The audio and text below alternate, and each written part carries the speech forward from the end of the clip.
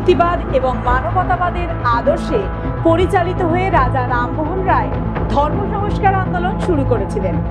এজন্য তাকে আধুনিক ভারতের ইরাসমাস বলা হয়।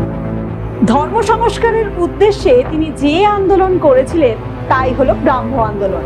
দশম শ্রেণীর ইতিহাসের দ্বিতীয় অধ্যায়ের অন্তর্গত ব্রাহ্ম আন্দোলনের বিবর্তন, বিভাজন, বৈশিষ্ট্য ও পর্যালোচনা নিয়ে আজ আলোচনা করব। তাহলে চলো দেখে নেওয়া যাক ব্রাহ্ম আন্দোলনের বিবর্তন সম্পর্কে। 1828 খ্রিস্টাব্দের 20 আগস্ট রাজা রামমোহন রায় প্রতিষ্ঠা করেন ব্রাহ্ম সভা। এই ব্রাহ্ম সভাই 1830 খ্রিস্টাব্দে ব্রাহ্ম সমাজ নামে পরিচিত হয়। রামমোহনের মৃত্যুর পর দেবেন্দ্রনাথ ঠাকুর এই আন্দোলন পরিচালনা করেন।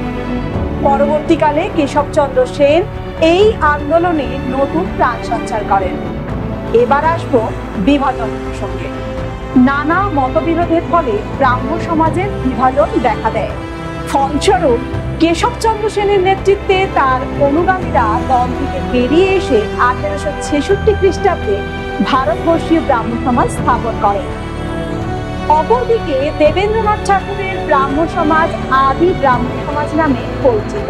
পরবর্তীতে ভারতবর্ষীয় ব্রাহ্ম সমাজের মধ্যে ভাঙন ধরে, কারণ কেশবচন্দ্র সেন ব্রাহ্ম সমাজের নীতি লঙ্ঘন করে কোচবিহারের মহারাজার সঙ্গে নিজের নাবালিকা কন্যার বিবাহ দিয়েছিলেন। ফলে ব্রাহ্ম নেতারা ক্ষুব্ধ হয়েছিলেন।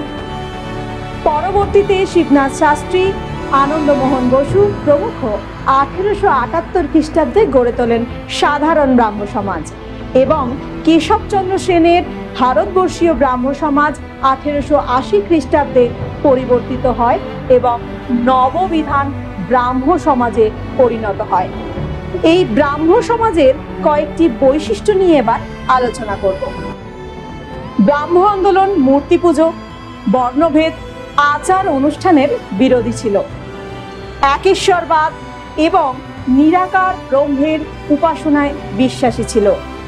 সৌভ্রাতৃত্ব ও মানবপ্রেমের আদর্শে সমন্বিত ছিল। বেদান্ত দর্শনের যুক্তি নির্ভরতার উপর ভিত্তি করে ব্রাহ্ম ধর্মের ভিত্তি প্রতিষ্ঠিত হয়েছিল। বিভিন্ন ধর্মমতের মধ্যে সমন্বয় সাধন লক্ষ্য করা গেছিল। অস্পৃশ্যতা এবং জাতিভেদ প্রথার বিরোধিতা লক্ষ্য করা যায়। বৈশিষ্ট্যের পর এইবার এই ব্রাহ্ম আন্দোলনের বিশ্লেষণ প্রসঙ্গে আসব। ব্রাহ্ম আন্দোলন 19 শতকের বাংলায় নিঃসন্দেহে একটি প্রগতিশীল সংস্কার আন্দোলন ছিল।